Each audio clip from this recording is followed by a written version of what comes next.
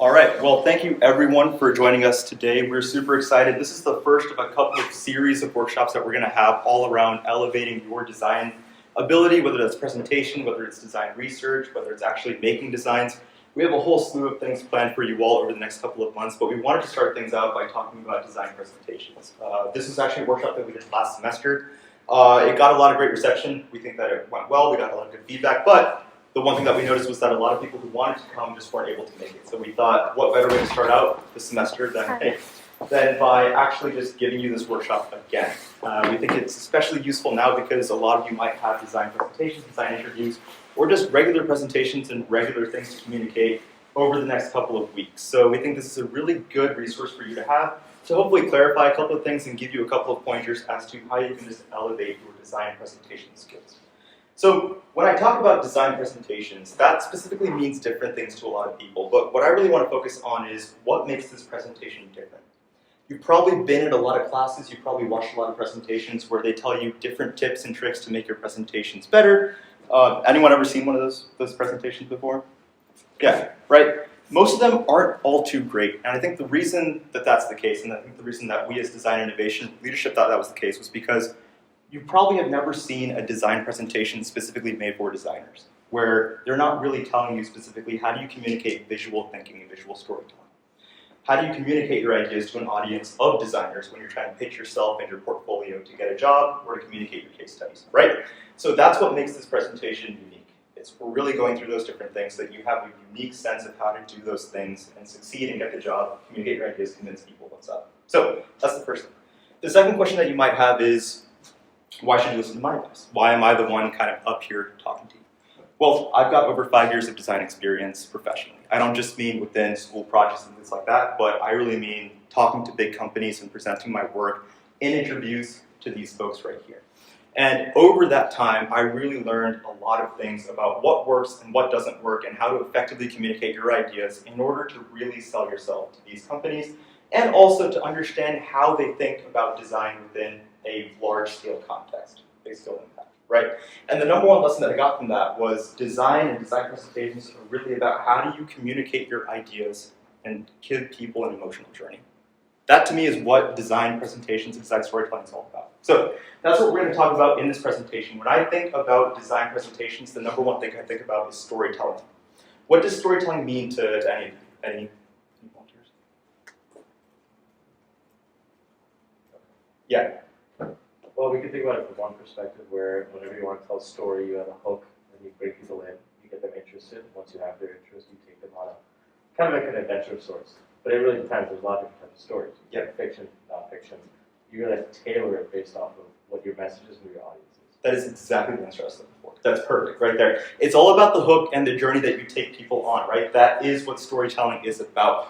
So when we think about storytelling, we think about how do we help an audience on an emotional journey. And that's the one thing that presentations really kind of fail to hit the mark on. It's about incorporating an emotional sort of journey. A lot of times, to the presenter, it's all about delivering information to you. But that's not going to make you pay attention. That's why storytelling is beautiful, right? Let's think about how stories are kind of told in many contexts, right? You've probably seen this sort of graph right here. This is our sort of narrative arc, right? You've probably seen this a lot in like AP Lit or even some college level literature classes. This is the way that stories have been told since the beginning of time. It doesn't matter what format, what medium it's in, film, books, podcasts, radio series, TV shows, all of them kind of follow this general structure. You've got your exposition, your rising action, then you've got a climax, then a falling action, and then a denouement. This is the way that stories are told. And by doing so, it's really effective in grabbing someone, hooking them, as you mentioned, and then taking them on a journey over maybe 2 hours, 700 pages, 13 episodes, whatever it is. You are following along this journey, and you are invested, and you are intrigued, and you form a connection with your characters. So if this is the way that stories are told throughout time in every medium possible, why aren't our presentations designed the same way? Why aren't we focused on telling people stories when we're trying to communicate with them and share ideas with them? So let's think about this in a couple of different ways. The first issue that I see is table of contents. How many of you guys have seen a table of contents in a presentation before? Almost everyone, right? They're everywhere. Because someone decided that they feel the need to put like a list of every single thing that they're going to talk about in a presentation before they even started. But you're already in the seat. Why? Like, it's not like you're going to walk out, maybe you would, but for the most part, you're not going to walk out of the room once they start talking, right? So table of contents I found really interrupt the storytelling structure. Now you might say, hang on, don't books also have table of contents? Yes, you're right, but how many of you guys read the table of contents in a book? Like especially a piece of fiction, right? Probably not a lot of you. In my case, I'll open a book and flip the 5 pages that have the table of contents and then just start page 1, chapter 1. Because there could be spoilers, there could be things I don't want to know in that table of contents. So don't reveal the story before you've had a chance to tell it. Let's think about this in a different lens. Say you're like ready to go to a movie, right? The pandemic, like the 3rd pandemic's over. You're going back to AMC, you're sitting in that seat. Nicole Kidman's talking about how she's never seen a movie before. She's excited, you're excited. The lights go dark, you're excited. What's gonna happen? That guy shows up, the popcorn guy. And then, you see this. You know what this is. It's Star Wars. You're ready. You're sitting in the seat. You already have their attention. The music comes on. You're super excited. What's going to happen? You like these characters. You want to know more. What emotional journey are you going to be taken on? You need a little bit of backstory. It's been a while since you've seen the last one. So what background information do I need just to get to where I need to be to tell the story? That's all I need. And then wait a second. A table of contents. Why? Like now they're just ruining. Well, hang on. Han dies? See, you were already in the seat. You want to watch the movie, you want to be entertained, but instead they're just telling you what happens. So now, there's no reason for you to sit through anything. And that's what happens when you put a table of contents in a presentation. You automatically tell people, this is what you have to look out for. So now they've already made a judgment call on whether or not they want to sit down and actually listen to what you have to say. Instead, by getting rid of the table of contents and just getting straight into the content itself, you have a chance to take them on the journey, to hook them, and to form the narrative yourself instead of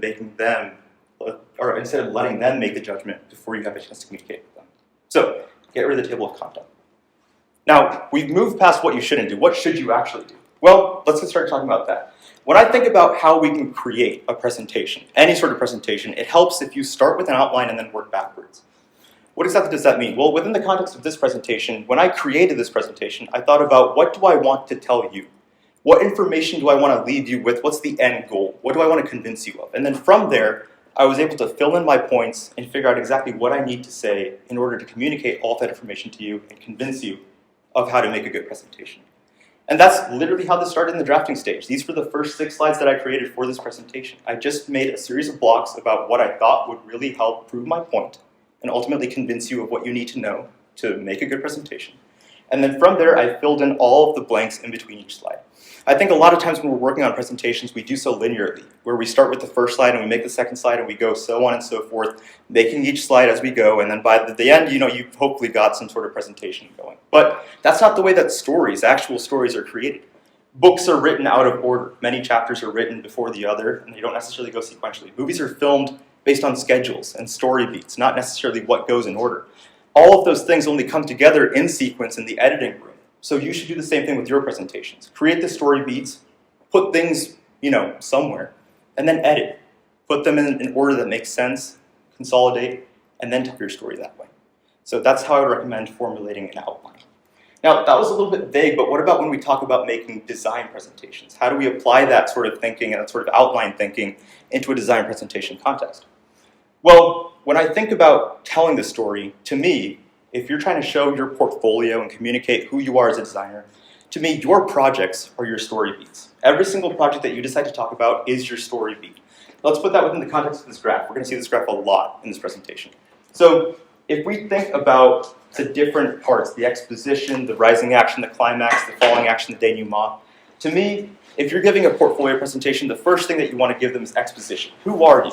Don't just tell them, oh, I'm Karthik, I went to the University of Illinois, I have a degree in industrial design. They don't care about that. And honestly, if you were to meet someone in a social context, would you tell them that as the first thing about you? No. You would tell them what you're passionate about, what you're interested in. Give them some sort of backstory about who you really are as a person, not just as a student or a creator or as a learner. What makes you, you? Give them something interesting to latch onto when you tell them who you are.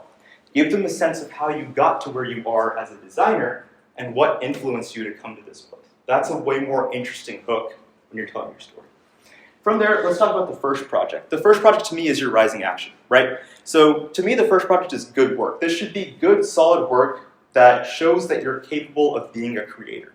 A lot of you are probably here to understand how you can show off your UI, UX, or product designs in a presentational context. That makes sense. To me, the first project just shows that you're not totally incompetent. You should give them confidence that you can actually do the design work, and it's good work, right? Maybe not your favorite project or your best project, but it's just to give them a solid footing so that they feel confident in you. From there, I think it's really important when you get to the climax of your story here to talk about the most important work. This is definitely, well, I mean, maybe not going to be your favorite project for sure, but you have a job description, you have a sense of what you want to do, and you have to show them that you can really work on the things that they need you to. That's important work. It's the kind of work where they look at it and they say, yep, this person can fill out the job description, they can do all the things that we've asked them to, and you know what, they can do it great. They're really good at what they do, it's important work. Show off all of your technical skills, your design skills, and really make a compelling case study for this second project. And then I want your third project for the following action to be your favorite project. This is your project that every single time someone asks you what you do, it's the project that you always bring up in this example. Because it's the project that you're most passionate about, it's the one that you're most excited about, and that ultimately probably means that it's the project that has the most you in it. So you're giving them a good sense of what makes you you, and how you actually work within a context, and what really makes you excited when you do work. So, if you hit those 3 key points when you're telling the overall story of your projects, I think you're going to be off to a really great start. And then when you wrap up, answer their questions. Leave room for more conversation during follow-up interviews. Really make a compelling case as to why they should keep talking to you during the wrap-up. But that's the overall emotional beat, the emotional beat that you have to hit when you are talking about your portfolio within a presentation context. I think this is all the 5 steps that you need. So we've talked about outlining the story. That's the storytelling piece. Now let's get even deeper into content. Not just the surface level like outlines, but really what do you need to talk about? So the first thing that I think you need to ask yourself is, how do you present your design steps? We're all kind of familiar with the steps of the design process, those five key steps that you go through when you are creating a solution. Now how do you talk about those things? I think there's a clear right way to talk about it. I think that the right way to talk about it is really by connecting it to the customer.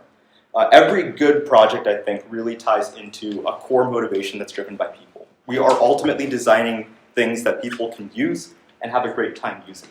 So you need to tie every single part of the design process into the people, into who you're designing for and how it impacted them. So when we think about that within those terms, when you're talking about the background, don't just present the background. Really set up the stage. Again, it's all about telling the story. So tell people, what was the situation? What was the context? What goal were you given by the client? Tell us, set the stage. From there, you're probably going to go into research. Now, research isn't just something that you do to say that you did research, but it's probably done to fill in some sort of knowledge gap that you have. So when you're talking to your audience, why don't you tell them, hey, we had this task, but we didn't have a good sense of how to do this one thing. So we had to talk to some real experts in the field. And so we talked to these people, and we got this information. That was our research. You're framing, you're giving the steps of the design process by telling the story as you accomplished it. So then when we talk about ideation and any sort of feature that you create is usually, it should be developed as a solution to pain points. You're not just creating a feature for feature's sake. You're really creating some sort of feature to address a specific problem that you found. So when you are talking about your ideation, frame it in a way that says something like, hey, we found this pain point in this audience, and in order to solve that pain point, we iterated upon this feature and created these screens and ultimately arrived at this solution for that specific pain point. That's going to immediately give context as to why you designed something and how you thought through those various designs in a very meaningful way. And then when you talk about the future, that's where you can say, hey, based on the feedback from the testing that we did, we found these different improvements that we could make, and here's how we're thinking about improving them over time. You may be done with the project, it may have launched, but I think it really shows a lot about a person, how they think, if they're really talking about what they could have done even after the project is over. Because it shows how you're going to apply it to different projects that you're going to work on at that company itself. Does that make sense? Cool. Great. All right, this guy again. So when we're talking about designing the sort of layout of a single project, we've talked a little bit about what story beats you should hit when it comes to your overall portfolio presentation, but what about for a single project? Well, I think you can kind of break it up into those 4 sections, right? We talked about research, we talked about the background, the research, the ideation, and the future. I think you can use all 4 of those sections right here to great effect, right? So if you split up one project within your portfolio over the course of 20 slides, okay, I'd say the first 2 slides should probably focus on background. Just set the stage very quickly. You don't want to spend more than a tenth of your time talking about this. Then spend about 6 slides talking about the research. You can go into as much detail about the audience that you interviewed when you were doing research. You can talk about what you were trying to figure out when doing your research. That should take about 6 slides. And then you can spend the majority of your time, about 10 slides, talking about your actual ideation. Now that you've set the stage and talked about who you spoke to actually get that information, let's dive deep. Let's dive deep into what you created and how you iterated upon it over the course of your project. Okay? You can show lo-fi, you can show hi-fi, you can show wireframes, show animations, show people actually using it during testing too. Okay? All of this stuff is going to take up about 10 slides. And then from there, you can really dive deep into, okay, we got all these things, here's what we're kind of considering for the future steps. So you can spend about 2 slides doing that.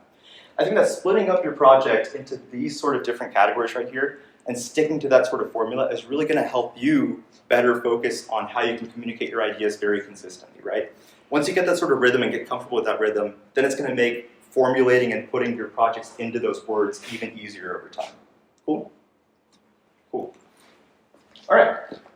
So that was the first thing. The second thing is, what's your narrative? Now, every single story has a narrative, right? There's a reason that the story is being written. There's a driving force that kind of helps propel the plot forwards. And in your case, you have to figure out what your narrative is. Now, what I really mean by that is we work on a whole bunch of projects like this. We've done a whole bunch of stuff. We have a series of experiences in our lives. But all of those projects are kind of tied by your own personal narrative in some way. I think that we work on the things that we're most interested in, hopefully. Or at least we'd like to think that we work on the things we're most interested in. And when that happens, it's really up to us to figure out what drives us as creators, as innovators, as designers. Why do we do the things that we do?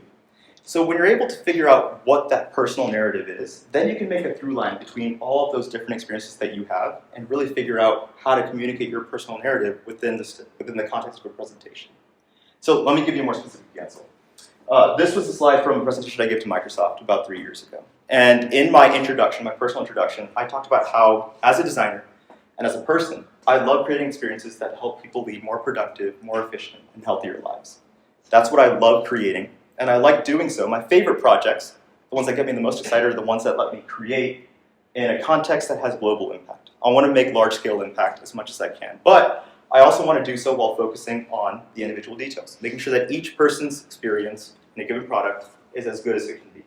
That's my personal narrative. That's what drives me as a designer. And so every single project that I talked about, all 3 of them over the course of that portfolio presentation, all tied back verbally and visually and just meaningfully to that overall design narrative of what drives me as a designer. So I think that if you can spend some time after this presentation and really figure out what drives you, what's your design statement of purpose, if you can figure that out, write it out, and put it at the start of every single one of your presentations, it's going to give you so much context as to what you should put, what you should talk about, and it's also going to give your audience a lot of context as to who they're looking to hire, right? Does that make sense? All right, so we talked about storytelling, we've talked about content, but I think the hardest part about making a presentation is probably the visual design, right? We all kind of struggle with visual design because it's honestly kind of a minefield, where when we first start out making a presentation, this is probably what it looks like. If you're using the most basic template, you've got like maybe 3 things on there, and if you don't put any text in there at all, this is it. You've got a white canvas. This is what you're dealing with every single time you try and make any sort of presentation. And yeah, it's scary. It's not fun, and it takes a lot to get used to. And because of that intensity, that's why we got these. Like, these templates exist just to make sure that we feel a little bit less intimidated when we are making presentations. That's why they're there. There's like, colors, different shapes, like text boxes. Some of them are like more hands-off, like the top left.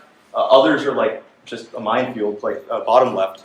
But they all exist ultimately to make people feel more comfortable when they're making presentations. It's important, but I think that they all kind of suck. Because when you think about what you can actually do with a template, and you think about what canvas do you have to tell your story, templates don't leave you a lot of great usable space to actually write anything meaningfully without like having this imbalance of visual content on your slide.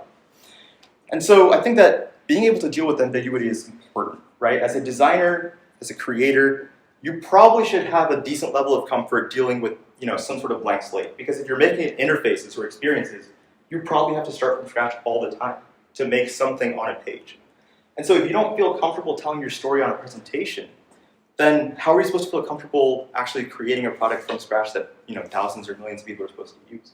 So getting comfortable with telling your story visually in a presentation is super important because it shows that you can really confidently create something, not just within the context of UI and UX design, but in terms of communication and communicating ideas to a different audience. So I would say templates are fine, but really what you want is to be able to use the full canvas. You want to figure out how can you take advantage of the full space that you have available to you, and how can you do so meaningfully. So I'm going to walk you through like the 3 basic steps to just make a presentation from scratch. Okay, it's going to be fun. The first thing, when we're talking about how do you build slides from the ground up, is using color. I think color is a super basic place that we can all start and just build up from there. So to me, color really depends on context. Now, what does context mean? Well, context to me is where you're giving the presentation. You really got to consider both the environment and the audience that you're talking to when you think about crafting a presentation. So in this case, I know sort of the building that I'm going to be presenting this presentation in. It's this one. I know what the rooms kind of look like. You might not have the opportunity to go into the actual building that you're presenting in at some point. But you could Google them and have a good sense of at least what the buildings sort of look like on the inside and get some research up from there, right?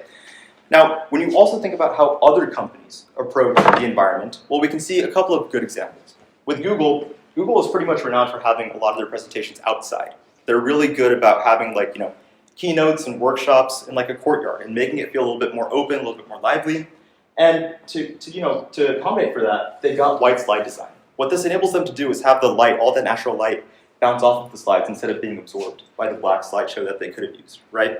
And so what that helps them do is really open up the space, make sure that you can actually focus on the context without feeling overwhelmed, and it really brightens the entire vibe of the presentation up. They're really good about this.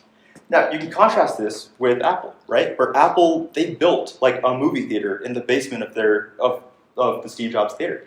And that's where they give most of their presentations. So it very much is like this experience where you go into a movie theater and they have intentionally used black slides for this reason. Like you don't want to be blinded by a white slide when they're showing you the next iPhone.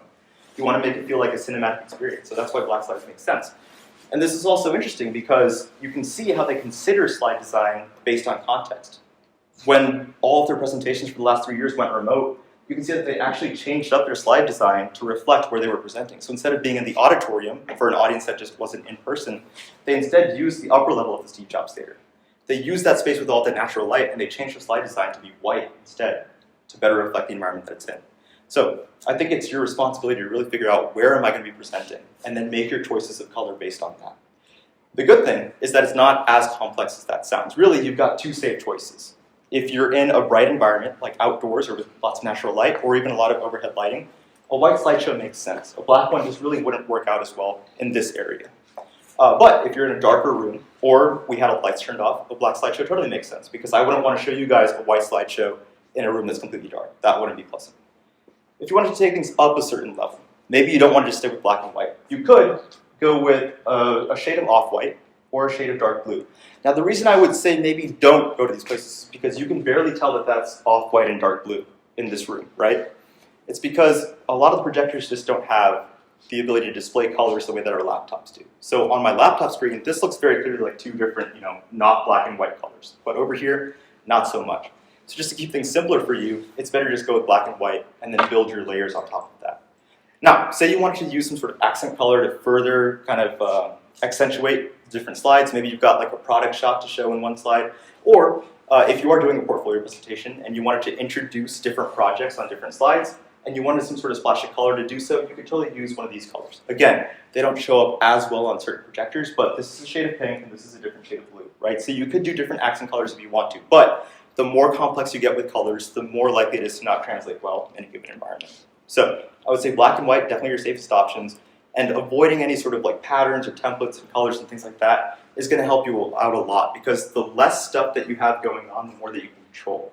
And the more that you can control that, you can enable people to focus more on the content, the things that you're saying, rather than what's working or not working on a slideshow. So just keep it simple, and you'll be able to build up from there. Don't do this. This is terrible. Like in past times that I've given this presentation, we had like people squint. I see you. Yeah, you're having a hard time. This is not great. And also, you're probably not a luxury brand. Black and gold doesn't work out for most contexts. If you decide that you want to like spend the next 8 years like committing to black and gold, and you've created like a distinct visual identity based on this, then maybe you could go for that. But I'd say for the most part, just keep it simple. Go for the black and white and build off of there. It's all about the content. And the visual delivery is just a way to help better deliver that content and not to create any sort of conflict when you're delivering that content. So, we've talked about color. We've talked about the theory of sort of how to organize a visual component based on the environment. Now, let's talk about text. Text is probably the second hardest part, because once you've got the color on there, you actually got to put words to the page, right? So what do we do about text? Well, to me, I would recommend left aligning and bolding when you have different sections. What that's going to do is give people a common anchor point when it comes to actually following along your slideshow. So every single time you have a different section, if you can clearly indicate that they're in a different section, it helps people keep pace. And that kind of helps better, it helps you better pace your presentation as well. So that's a clear visual indicator. You could even add something like an emoji or some sort of icon, right? Just to give it some sort of visual flair. Just because a presentation is black and white doesn't mean that it has to be visually boring, right? You can do all sorts of things to add different personality to it without going overboard and making it all sorts of nonsense. So when we think about actual statements now, anytime you have line text, especially if it's multiple lines, go ahead and just left align that. What centering text does is it makes it harder to scan when you're reading through it. And you really don't want to spend a lot of time staring at a slide reading it very intensely. So if you left align it, you can really just scan through it and get done reading it whenever you want to. However, if, say, you had some sort of very emphatic statement that you wanted to draw attention to, I think that's when it's appropriate to center it. So just putting it dead center as a very simple statement on the slideshow is going to call attention and make sure that people really nail in their focus on this specific item right here. So you can do that. The best way that I can see this working is if you had some sort of statistic, right? Like you have some sort of number on the page. This is really great during your research slides too. So if you're going through your research slides, maybe you find out that 63% of people just aren't comfortable with investing. 63% of people aren't comfortable investing. Just like that. You can really clearly lay out your statistics without making it a sentence, right? Like how boring would it be if you actually had a sentence up there that said, we found that 63% of people aren't comfortable in investing. No one's going to read that, no one's going to understand it. But if you put a big number up there, people are going to remember that number. They're going to remember that you did the research, and they're going to remember that it meant something, and it informed your decisions. So use the layout, use the canvas to your benefit. Use it, because it's all there. This is all just a white slide and some text on it. That's all you need. Now, you might be thinking, hang on, I still need words on a slideshow, right? Like that's still important. How am I supposed to say things without words? What I don't want you to do is this. Like we've all seen this. This is every single presentation you've ever had in every college class ever. Not even college, like every day since you've been born, basically, right? And sometimes it's even worse. It looks like this, where they're just like, everything I have to say is important. We're just going to put it all on one slide. The issue with this is that while they're sitting there just giving you the most bullet-ridden slide that you've ever seen in your life, you've speed read it in 2 seconds. And so while they're sitting up there trying to read every single thing on the slideshow over the course of 2 or 3 minutes, you're asleep in your chair and you don't care anymore. The reason that you don't want to use words, I would say at all, almost in a presentation, is because they should be focused on what you're saying. I can have 2 GIFs from Ferris Bueller playing in the background, and you could probably listen to what I'm saying without necessarily looking at the screen behind me, because what I'm saying isn't on the screen up there. Except you're falling asleep a little bit. No? Okay. But that's really, I think, the most important thing, is you want to be able to visually tell the story as much as possible and put the focus on the words. The words coming out of your mouth, not the words that are on the screen. So don't do the whole bullet-ridden thing. Just focus on the pictures and the visual storytelling, because the visual storytelling is what's going to keep people engaged as you're speaking. So that's just it. Icons themselves are better than words. Now, what does icons are greater than words really mean in practice? Well, over the course of this presentation, we've been talking about these 5 different sections here: the challenge, the research, the ideation, the testing, the prototyping, the future, things like that. Now, I could write all of these words out here, and you could see them and understand they mean something, but that's not the most exciting thing to see. But with one simple change, you've turned those words to icons now. We have evolved as a race to really understand how to translate pictures to words. We started out using hieroglyphics, and we've been able to identify what they mean ever since then. We are awesome at figuring out what different pictures mean and what they symbolize. So you can totally just make a more engaging and focused presentation by converting all of your words to icons for the most part, and just have them up behind you and make that the focal point as you speak. It makes things a little bit more fresh, makes things more engaging, and ultimately you have the power to say whatever you want to, because you're not bound to words on a slideshow. You're bound to the images instead. So that just means that you can have a great time sitting here watching a presentation and actually focus on what someone's telling you, just like you would when you're actually watching a movie or reading a book, instead of just seeing it written out and then zoning out. Cool. Now, you might be wondering, if I do have words on a slideshow, how many words is acceptable? I would say if you can limit it to about 20 words per slide, that seems like a pretty solid metric for just people's attention. 20 words per slide is almost nothing. There have been actually less than 20 words per slide on each of these slides so far.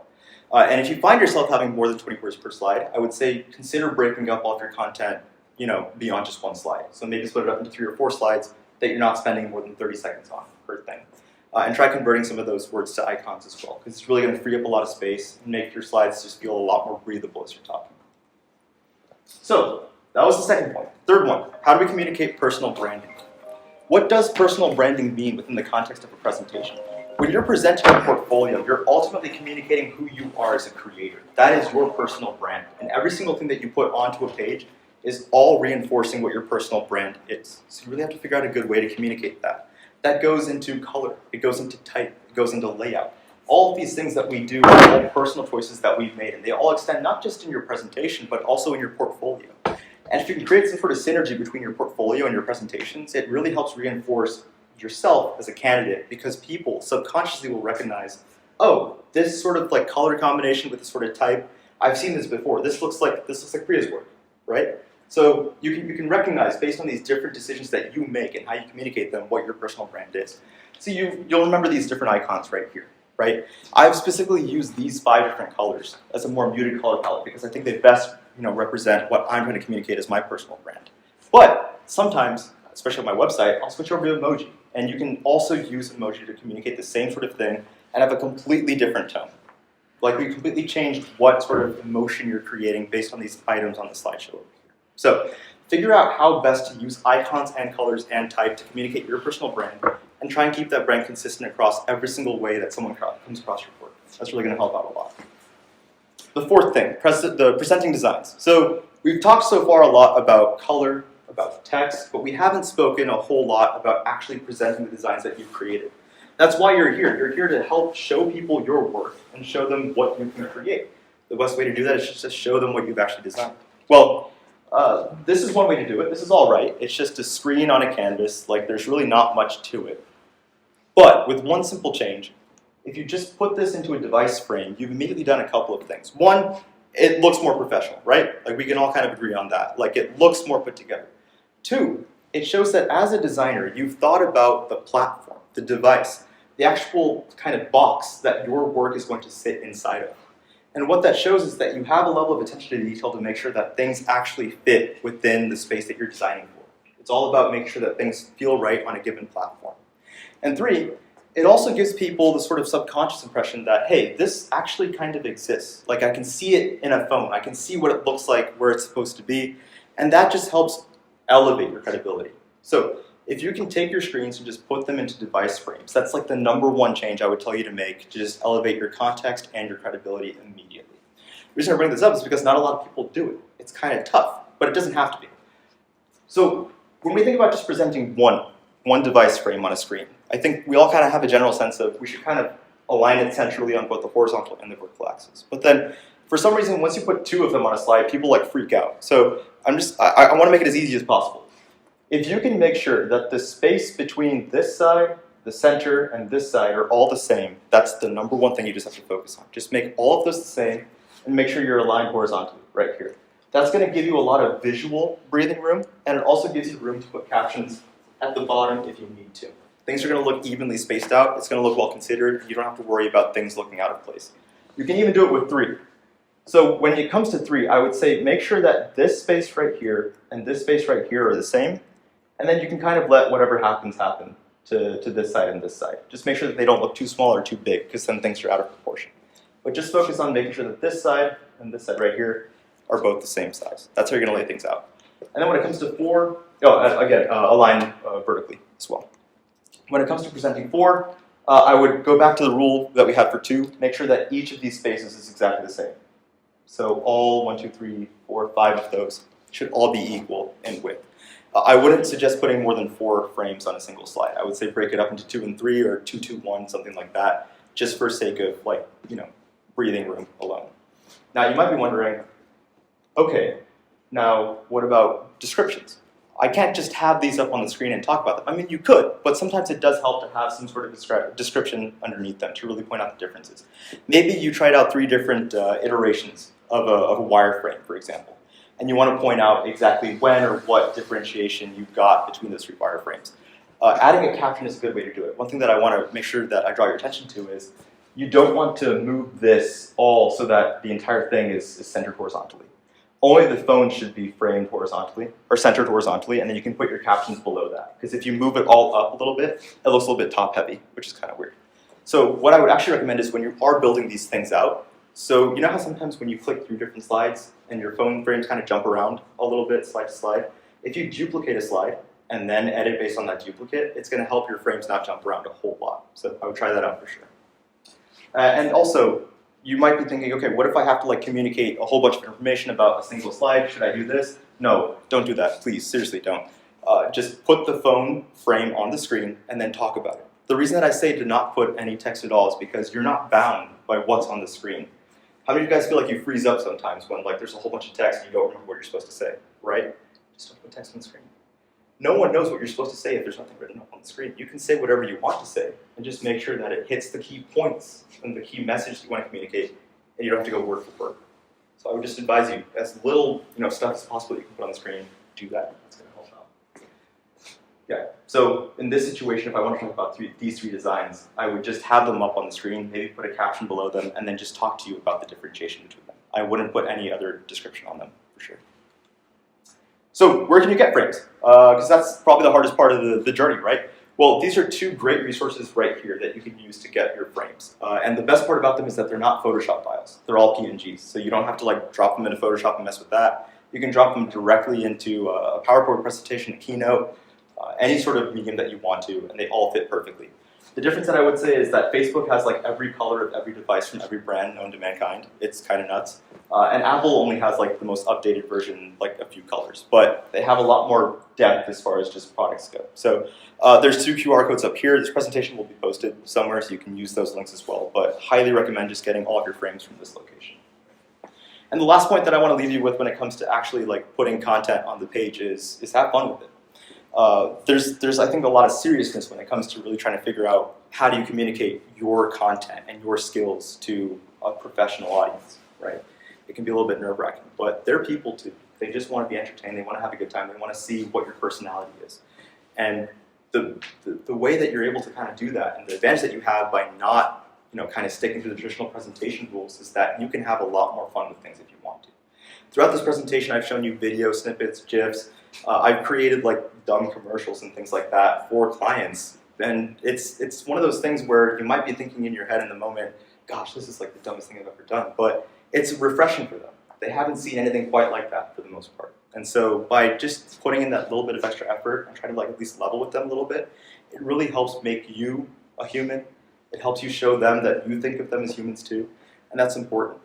That presentation from Microsoft that I mentioned earlier, this was one of the slides, like literally just this, no words, I haven't edited in any way. This was just the slide that I showed them. What I was doing was talking about how, for one of the projects that I created, I really wanted to focus on accessibility and making and designing an interaction that everyone could be familiar with. And I realized during my research that the one interaction that everyone can do, from like the moment that they're born basically to when they're like Nick Offerman playing bowling, is you can roll an object. Like everyone's used to rolling a ball. And I realized that rolling a ball motion is perhaps one of the most easy, like no motor control required interactions that we could do. And I took that interaction and I built it into a lamp so that with the lamp you could roll it and it would turn on, and then roll it and it would turn off over again. It had no physical switches, it was just based on that act of rolling. So by communicating these two images, I immediately kind of had their attention. Like, why is he showing me this? What's the point? And then I was able to tell them that story and they were able to connect it. They were able to identify with it, understand it, and it was able to communicate that message more clearly than any sort of words could have done. And it was fun. It was funny, they laughed at it, they had a good time. So be as fun and as ridiculous as you want to be, because what's the worst thing that could happen? It just doesn't land, but that's okay. You took a risk and you did something, and that's really what matters at the end of the day when you're telling a story. That's what I recommend doing. So that was a lot. That was a lot of content within the content section of this presentation. This is the last section right here. It's all about motion. Now, how many of you guys have professors that have told you, like, don't put animations in your slides because they're, like, unprofessional? Yeah, okay. Which is weird, right? Because they're there for a reason, and presumably people use them, but why? Why are we told that? It's because a lot of people don't use them well at all. Like, people do the most ridiculous transitions for PowerPoints, and it's just like, yeah, you can tell why people tell you not to use them. But I think that they're there to help you tell the story even better. Anyone seen Star Wars? Yeah, Star Wars is like famous for having just like PowerPoint level transitions, like like the iris lens transition, like the wipes and everything. But it's all in service of telling this story. Like you don't think it's hokey because you're like, well, what's Luke Skywalker going to do next? You're more focused on the story itself, and it's just a different way for you to get to where you need to go. So in the same way, you can use that within your presentation. So, like the most basic level of this is if you do need to have a whole bunch of bullets on a slide, you can animate them all in to make it feel more digestible. That's like level 1 basic animation. I think that's acceptable. But we can do something more exciting than that. We can tell better stories through animation. Let's take, for example, this sort of situation where maybe you've got a whole bunch of slides that you need to talk about, or a whole bunch of frames that you need to talk about. So the example with this that I want to bring in is when I designed these screens, the overall goal that I had in creating this specific set of designs was I really wanted to focus on consistency within user experiences. A lot of the interfaces that we had up to this point didn't have a good sense of consistency within UI elements. And so to me, my goal was how do I give a fresh sense of design that inherently, without really drawing attention to it, has a good sense of consistency with UI elements. So I can put these 3 screens behind me and you might be able to be like, I guess, sort of, I kind of see it. But if I can animate it out and show you specifically what the wireframe level of this screen looks like, and then animate between this one and this one and this one, you can see how elements stay consistent where they're supposed to be and have a consistent function across the screen. And so that level of animation, it isn't like in your face, it's not hokey. It tells the story very subtly. And it's all done not through some sort of video editing software or something like that. This was all done using Keynote animations. They're all just elements on a slideshow. You can do all of these things with the tools that you have available to you. And you can tell a really powerful story that can communicate to people what you need to do just by using animations and motion. The reason that I'm so kind of like hyped up on motion is because I think that motion is ultimately this really cool combination of emotion and understanding, right? Like you are trying to figure out how do you tell people an emotional story using moving objects, and how do you help them better understand your work? And emotion plus understanding is just empathy. That's all it is. And we're supposed to be like empathetic designers, and I think that by communicating and telling a story with motion in your presentations, you are ultimately helping to better connect and understand and tell your audience that you know what it's like to sit in that seat right here. You know what it's like, you've been there, and you want to make it as good an experience as you can for them. So that's why I think motion is super important. So today we've talked about a couple of things. We talked about storytelling. We talked about content and how to put content within a great story in your presentation. And we also talked about motion and visual design. I think all 4 of these components are all you need to craft a great design presentation. If you focus on really telling the story with those things and really emphasizing who you are and what your narrative background is and how your project contributed to that, you're going to be set. You're going to be able to tell any sort of design story you want to and do so effectively. Thank you.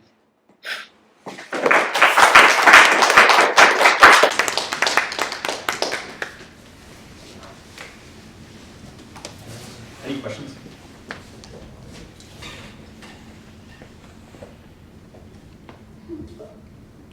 No? Yeah. I guess, like, besides the structure of your design presentation, what were, like, the biggest communication discrepancies you faced, like, when interacting with a potential client? Communication discrepancies when interacting with a client. So do you mean, like, within the context of, like, I've gotten a brief from them and I've done Or work? when you're giving a presentation Okay. itself. I guess the number one thing is probably really making sure you set expectations, right? So if they're looking for you to go through like your portfolio, it really depends on in what context do they want you to go through your portfolio, right? If they just want you to give a general overview of your projects, right? Then I think that something more vague can really kind of help. But say that they're looking for you to talk specifically about like design systems experience, where what are the different ways that you've employed design systems within a given project, and how can you talk about those different things? I guess when that's the case, it really becomes difficult when you're trying to figure out, okay, what specifically do I pull from within this project and how do I communicate it well? So the discrepancy then comes in where there's either there's not enough clarity from their end when they're telling you exactly what they want to see from a presentation, or you completely miss the mark on the presentation. But I think that really comes down to who is communicating with both of you in the interim, right? Because in most cases, when you're getting some sort of brief of like, show us like a presentation, right? It's not necessarily the client who's in direct contact with you, especially during initial stages. It's usually like the hiring manager is in contact with the recruiter, and the recruiter tells you what they want to see. So you want to really make sure that you're asking great questions to the recruiter about like, what exactly do you need to see, and what sort of gaps are you trying to hire for? Because they're not just hiring a job to like pay someone more money. They're hiring specifically to fill some sort of gap that exists within their job right now. So I would say really clarify that gap. Did that answer your question? Yeah. Okay. What do you do to prepare for like giving a presentation? Yeah. It depends on how much time you have. That's the biggest thing. I would say when I think about preparing for a presentation and let's say I've got a day, right? You can expand all of this out to more days if you want to, but I'm just gonna give you like, if you have only 24 hours to make a presentation, here are the absolute like things that I think you should do. Number one is really figure out how many things do I want to talk about? Like, what's my audience? So if we're saying like portfolio presentation for getting a job, I want to talk about 3 projects, and I generally know what 3 projects I probably want to talk about, but I would say pick, as I mentioned, like good work, important work, best work. And then from there, just put together as many slides as you can. I would say no matter how many days you actually have, just put as many slides as possible on a slideshow and practice. Because as you start practicing and practicing and practicing, you can start pulling slides out and consolidating them. But I think a lot of people don't take that time to practice. Like, I think we've all been in projects where like, you're sitting there like putting the Google Doc together as the group before you is going, and you don't have time to practice. So like, if you can, I would just say like, take a whole day and just practice your presentation thoroughly. That's like the number one thing I would say to prepare. Even if you don't feel like you need to like practice for content's sake, I think it'll really help out where, like in the best presentations that I've been able to give, I haven't had to like look at the slideshow once because I'm like that well versed in it. This was not one of those presentations, right? But I think if you can get to that level of like just knowing the material, like the back of your hand, that's the number one thing I would say to just do. So just practice. Yeah. Although I do want to clarify, don't practice for the sake of memorizing. This was something that kind of came up the last time that we gave this workshop. Is like sometimes people will like practice with the intent of like memorizing every single thing that's on the screen, and that's going to end up hurting you because if you practice for like the goal of memorizing and then you freeze up and you no longer like had what you wanted to say in your head, then it's game over. But if you practice just to have a good sense of like, this is the slide that's now, and like this is the next slide, and these are the key points that I want to hit on these slides, that's really going to help you out because then you feel comfortable just saying whatever you need to and kind of riffing on it without feeling bound to any sort of like specific content. Yeah. How does your approach to giving presentations change when there are multiple presenters? Like, for example, like a group project? So, yeah, so if I'm presenting alongside like 3 or 4 people? Correct. That's a great question. So, I think this really kind of requires you to be, this is like kind of an unpopular answer, but you need to be brutal about like just taking control of a presentation. Because realistically, and we've all seen this, even if like it's, in many cases, it's going to be like you're the only designer on the team, right? But within design context, you're one of maybe 3 or 4 designers, right? The reality is that not every single person on that team is going to have as good as presentation design skill as whoever has the most ones, right? But I think a lot of people are more caught up with just like, oh, I don't want to like hurt anyone's feelings or do this or do that by like taking control. So you try and make it collaborative, but you can't have 4 directors making a movie. You can have 1 director, maybe 2 making 1 movie, and then you've got supporting actors and producers and roles, right? So when you have multiple people doing it, I would say the thing that's worked best for me in the past is you alone should just make the presentation, like figure out the content. Maybe you can all draft content together, but when it comes to putting the slideshow together, only one person can handle that.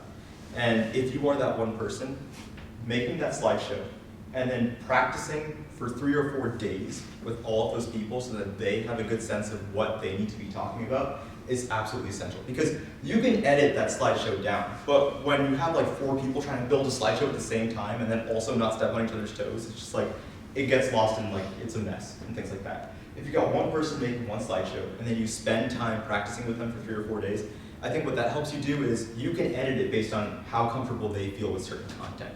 And that also gives you a chance to like assign slides in a certain way, not based on like, I guess we need to assign this, but you can assign it based on, oh, like you feel more comfortable talking about this, just talk about all these things because like you have the experience with it. So that's the number one thing. To give you a more specific example, in 2015, I led a research and development team for a solar-powered iPhone charger.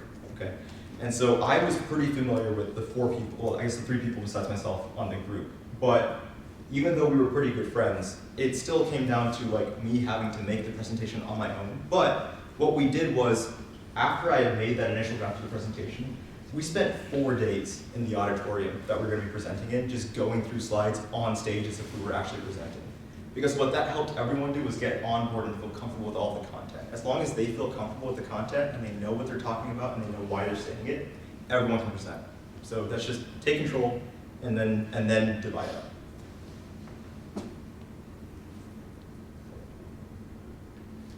Yeah. I guess I'm really new to this program, but after all these projects and all these presentations, how did you find yourself back here? Like back in school? Well, collaborating with other students. Okay, most people. I am also a student. Oh, yeah. So, Younger students. how old do you think I am? I don't know, you come off like you could honestly be like 27. No, okay, I am 23. Okay. So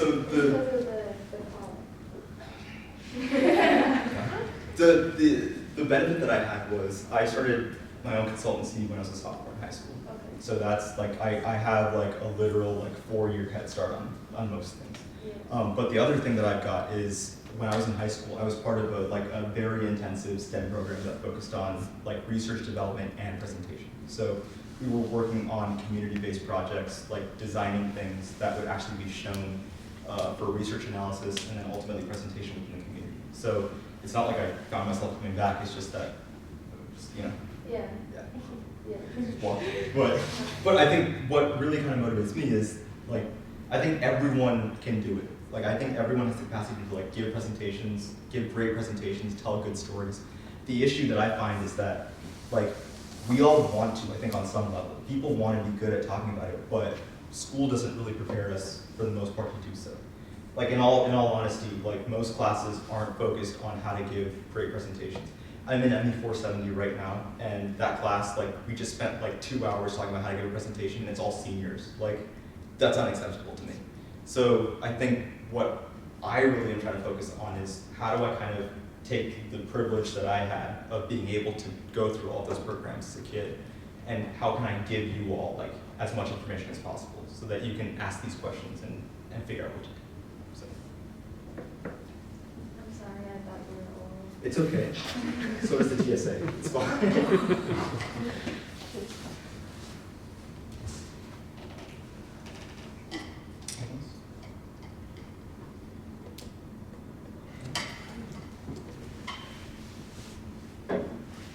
Yeah.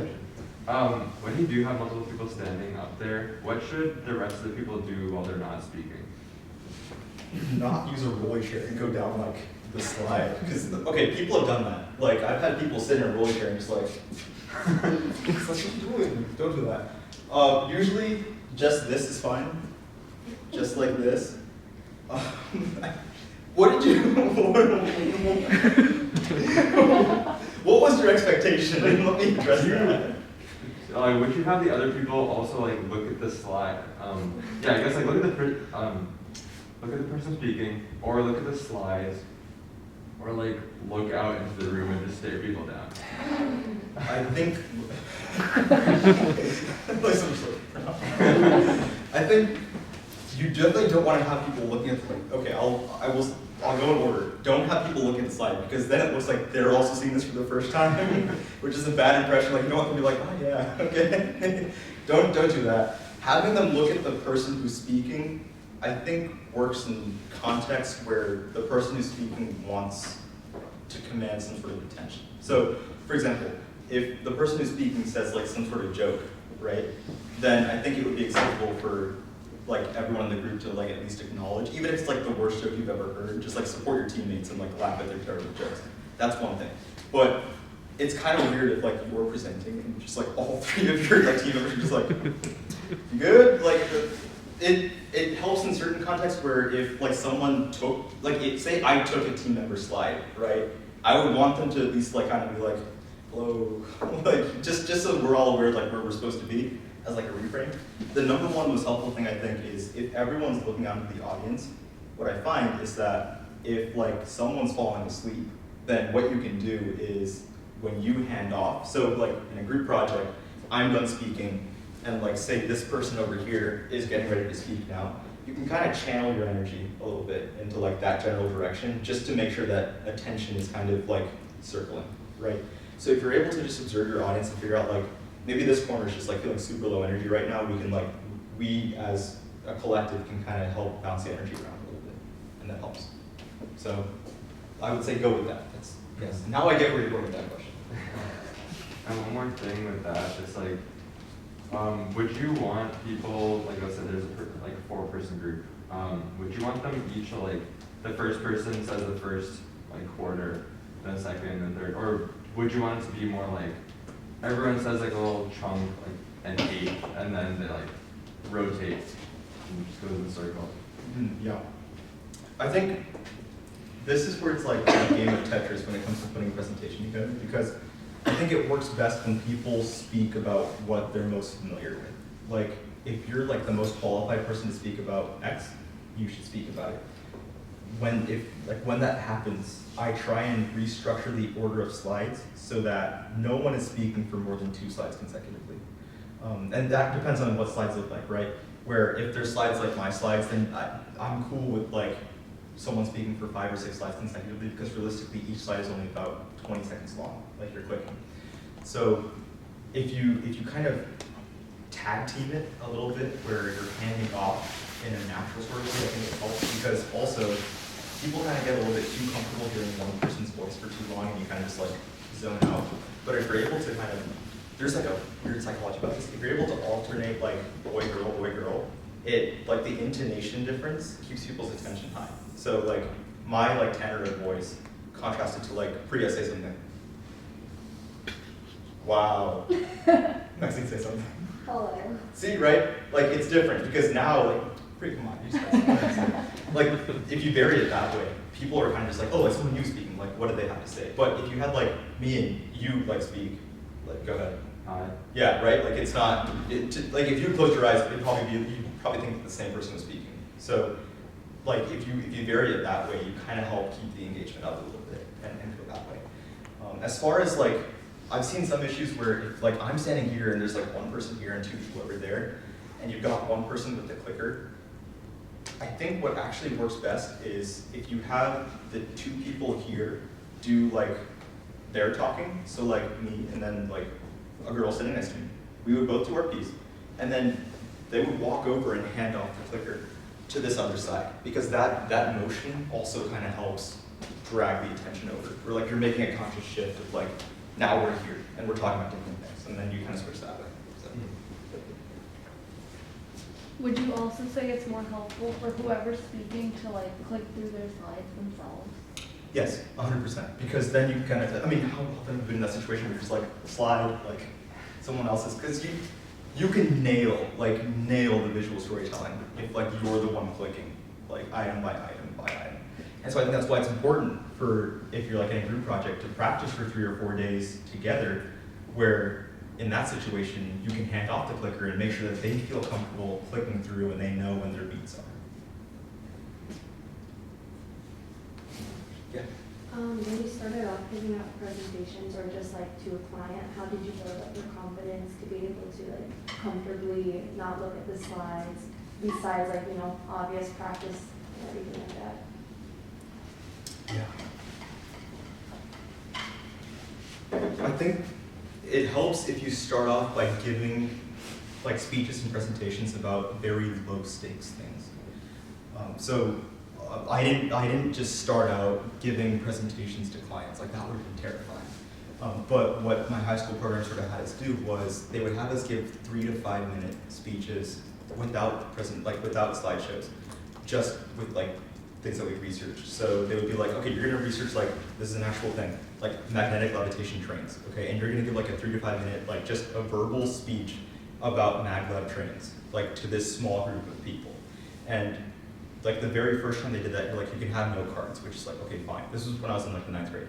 And then like the very next presentation was 5 to 7 minute speech, okay, about something completely different.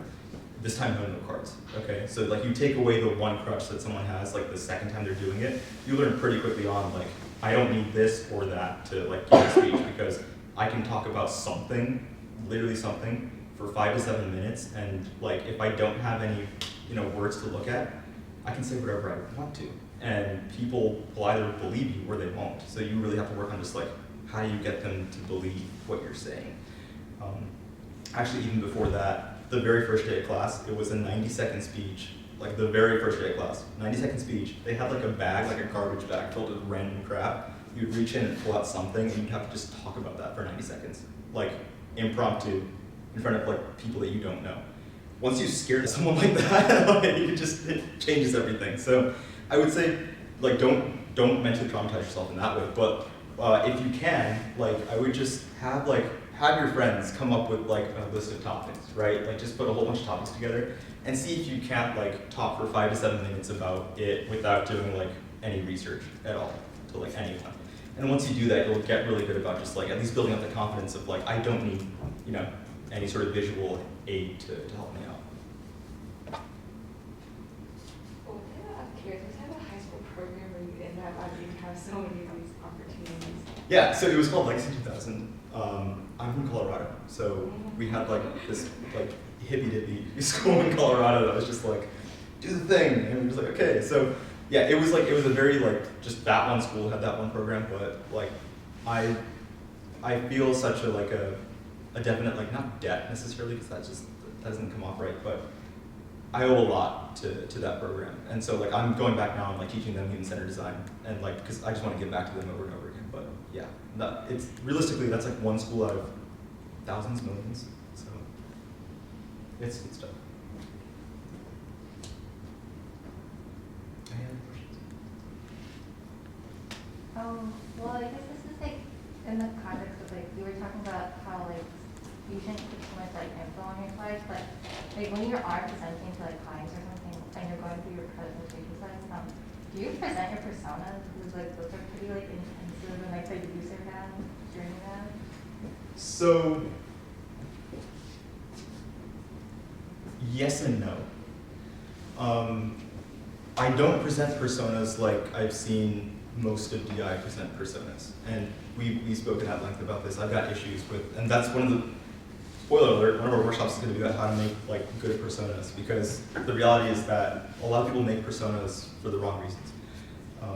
I think that when you are presenting your personas, you really should just put faces and names up there and talk about them, because no one's going to read all of that stuff up on there. When it comes to like a journey map or something like that, I think like if you have a face and a name and then like one journey map, and you just talk about it, it's helpful. But also I think it's more impactful if you just have a face and a name and you just talk about your journey map without necessarily having it there. And if someone has to see it, then you can pull it up on your portfolio later because it probably is going to be there. But like just emphasis on the words is what I would say. Because also I think it's like, who reads the persona, like the personas and stuff? Anyone? Like, be honest.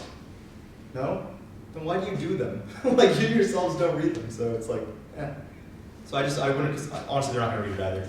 But I think it's more important that you like know what it is and how to do it, and you talk about it, but just don't show it. That's a good question.